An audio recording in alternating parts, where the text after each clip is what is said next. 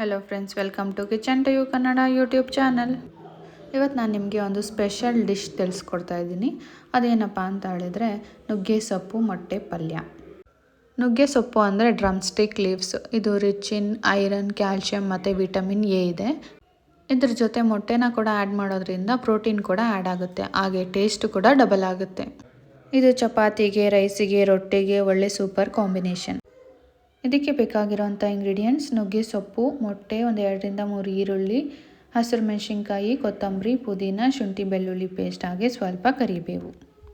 ನಾನಿಲ್ಲಿ ಒಂದು ಪಾತ್ರೆಯಲ್ಲಿ ಒಂದು 5ರಿಂದ 6 ಮೊಟ್ಟೆನ ಒಡೆದು ಆ್ಯಡ್ ಮಾಡ್ಕೊಂಡಿದ್ದೀನಿ. ಇವಾಗ ಒಂದು ಸ್ಟವ್ ಆನ್ ಮಾಡಿಕೊಂಡು ಒಂದು ಕಡಾಯಿ ಇಟ್ಕೊಳ್ಳಿ. ಕಡಾಯಿಗೆ ಒಂದು 4ರಿಂದ 5 ಟೇಬಲ್ ಸ್ಪೂನಷ್ಟು ಎಣ್ಣೆನ ಆ್ಯಡ್ ಮಾಡ್ಕೊಳ್ಳಿ. ಎಣ್ಣೆ ಚೆನ್ನಾಗಿ ಕಾದ್ಮೇಲೆ ಅದಕ್ಕೆ ಒಂದು 1/2 ಟೇಬಲ್ ಸ್ಪೂನಷ್ಟು ಸಾಸಿವೆನ ಆ್ಯಡ್ ಮಾಡ್ಕೊಳ್ಳಿ. ಆನಂತರ ನೀವು ಇದಕ್ಕೆ ಒಂದು 4ರಿಂದ 5 ಟೇಬಲ್ ಸ್ಪೂನಷ್ಟು ಕಡಲೆಬೇಳೆನ ಸೇರಿಸ್ಕೊಳ್ಳಿ. ಇದು ಆಪ್ಷನಲ್, ನಿಮಗೆ ಬೇಕಾದರೆ ಆ್ಯಡ್ ಮಾಡ್ಕೋಬೋದು, ಇಲ್ಲಾಂದರೆ ಸ್ಕಿಪ್ ಕೂಡ ಮಾಡ್ಕೋಬೋದು. ನಾವು ನುಗ್ಗೆ ಸೊಪ್ಪನ್ನ ಯೂಸ್ ಮಾಡ್ತಾ ಇರೋದ್ರಿಂದ ಕಡಲೆಬೇಳೆ ಆ್ಯಡ್ ಮಾಡಿಕೊಂಡ್ರೆ ರುಚಿ ತುಂಬಾ ಚೆನ್ನಾಗಿರುತ್ತೆ. ಆನಂತರ ನಾನಿಲ್ಲಿ ಇದಕ್ಕೆ ಕಟ್ ಮಾಡಿ ಇಟ್ಕೊಂಡಿರೋಂಥ ಹಸಿರು ಮೆಣಸಿನ್ಕಾಯಿನ ಆ್ಯಡ್ ಮಾಡಿಕೊಂಡು ಚೆನ್ನಾಗಿ ಫ್ರೈ ಮಾಡ್ಕೊತಾ ಇದ್ದೀನಿ. ಕಡಲೆಬೇಳೆ ಸ್ವಲ್ಪ ಕೆಂಪಗಾಗಬೇಕು, ಅಲ್ಲಿವರೆಗೂ ಫ್ರೈ ಮಾಡಿಕೊಂಡು ಆನಂತರ ನೀವು ಇದಕ್ಕೆ ಹೆಚ್ಚಿಟ್ಕೊಂಡಿರೋಂಥ ಈರುಳ್ಳಿನ ಕೂಡ ಸೇರಿಸ್ಕೊಳ್ಳಿ. ಹಾಗೆ ಕರಿಬೇವನ್ನ ಕೂಡ ಸೇರಿಸ್ಕೊಂಡು ಈರುಳ್ಳಿ ಒಂದು ಅರ್ಧದಷ್ಟು ಫ್ರೈ ಆಗಬೇಕು, ಅಲ್ಲಿವರೆಗೂ ಚೆನ್ನಾಗಿ ಫ್ರೈ ಮಾಡ್ಕೊಳ್ಳಿ.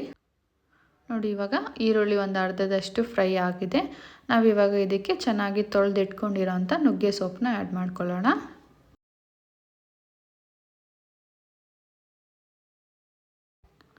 ನುಗ್ಗೆ ಸೊಪ್ಪು ಒಂದು 5ರಿಂದ 6 ನಿಮಿಷಗಳ ಕಾಲ ಚೆನ್ನಾಗಿ ಬೇಯಿಸ್ಕೊಳ್ಳಿ. ನೋಡಿ, ಇಷ್ಟು ಬೆಂದರೆ ಸಾಕಾಗತ್ತೆ. ಆನಂತರ ನಾವು ಇದಕ್ಕೆ ಶುಂಠಿ ಬೆಳ್ಳುಳ್ಳಿ ಪೇಸ್ಟ್ನ ಆ್ಯಡ್ ಮಾಡ್ಕೊಳ್ಳೋಣ. ಶುಂಠಿ ಬೆಳ್ಳುಳ್ಳಿಯಲ್ಲಿರೋ ಹಸಿ ವಾಸನೆ ಹೋಗೋವರೆಗೂ ಅದನ್ನು ಚೆನ್ನಾಗಿ ಫ್ರೈ ಮಾಡ್ಕೋಬೇಕಾಗತ್ತೆ. ಆನಂತರ ನೀವು ಇದಕ್ಕೆ ಹೆಚ್ಚಿಟ್ಕೊಂಡಿರೋ ಅಂಥ ಪುದೀನನ ಕೂಡ ಸೇರಿಸ್ಕೊಂಡು ಒಂದು ಸತಿ ಚೆನ್ನಾಗಿ ಮಿಕ್ಸ್ ಮಾಡ್ಕೊಳ್ಳಿ. ನಂತರ ನೀವು ಇವಾಗ ಒಡೆದಿಟ್ಕೊಂಡಿರೋ ಅಂಥ ಮೊಟ್ಟೆನ ಆ್ಯಡ್ ಮಾಡಿಕೊಂಡು ಲೋ ಫ್ಲೇಮಲ್ಲಿ ಇಟ್ಕೊಂಡು ಚೆನ್ನಾಗಿ ಅದನ್ನು ಫ್ರೈ ಮಾಡ್ಕೊಳ್ಳಿ. ನೋಡಿ, ಈ ಥರ ಚೆನ್ನಾಗಿ ಮಿಕ್ಸ್ ಮಾಡ್ಕೊಳ್ಳಿ. ಅದನ್ನು ಒಂದು 2ರಿಂದ 3 ಸತಿ ಇದನ್ನು ಮಿಕ್ಸ್ ಮಾಡ್ಕೋಬೇಕಾಗತ್ತೆ. ಆದಷ್ಟು ಸ್ಟವ್ನ ಲೋ ಫ್ಲೇಮಲ್ಲಿಟ್ಟು ನಿಧಾನಕ್ಕೆ ಚೆನ್ನಾಗಿ ಫ್ರೈ ಮಾಡ್ಕೊಳ್ಳಿ. ಒಂದು 5ರಿಂದ 6 ನಿಮಿಷಗಳ ಕಾಲ ಫ್ರೈ ಮಾಡ್ಕೊಂಡಿದ್ದಾದಮೇಲೆ ನೀವು ಇದಕ್ಕೆ ಒಂದು 1/2 ಟೇಬಲ್ ಸ್ಪೂನಷ್ಟು ಗರಂ ಮಸಾಲೆ, ಹಾಗೆ ಒಂದು 1/2 ಟೇಬಲ್ ಸ್ಪೂನಷ್ಟು ಧನಿಯಾ ಪುಡಿ, ಒಂದು 1/2 ಟೇಬಲ್ ಸ್ಪೂನಷ್ಟು ಖಾರದ ಪುಡಿ, ರುಚಿಗೆ ತಕ್ಕಷ್ಟು ಉಪ್ಪು ಎಲ್ಲದನ್ನು ಸೇರಿಸ್ಕೊಂಡು ಒಂದು ಸತಿ ಚೆನ್ನಾಗಿ ಇದನ್ನು ಮಿಕ್ಸ್ ಮಾಡ್ಕೊಳ್ಳಿ. ಮಿಕ್ಸ್ ಮಾಡ್ಕೊಂಡಿದ್ದಾದಮೇಲೆ ಒಂದು 2ರಿಂದ 3 ನಿಮಿಷಗಳ ಕಾಲ ಅದನ್ನು ಚೆನ್ನಾಗಿ ಫ್ರೈ ಮಾಡ್ಕೋಬೇಕಾಗುತ್ತೆ. ಆನಂತರ ನೀವು ಇದಕ್ಕೆ ಹೆಚ್ಚಿಟ್ಕೊಂಡಿರೋಂಥ ಕೊತ್ತಂಬರಿನ ಕೂಡ ಆ್ಯಡ್ ಮಾಡಿಕೊಂಡ್ರೆ ರುಚಿಯಾಗಿರೋ ನುಗ್ಗೆ ಸೊಪ್ಪು ಮೊಟ್ಟೆ ಪಲ್ಯ ರೆಡಿ ಆಗಿಬಿಡುತ್ತೆ.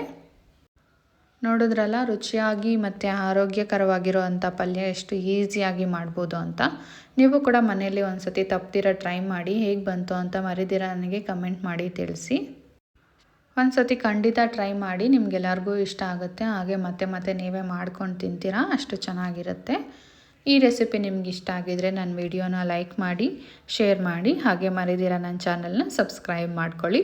ವಿಡಿಯೋ ನೋಡಿದ್ದಕ್ಕಾಗಿ ಧನ್ಯವಾದಗಳು.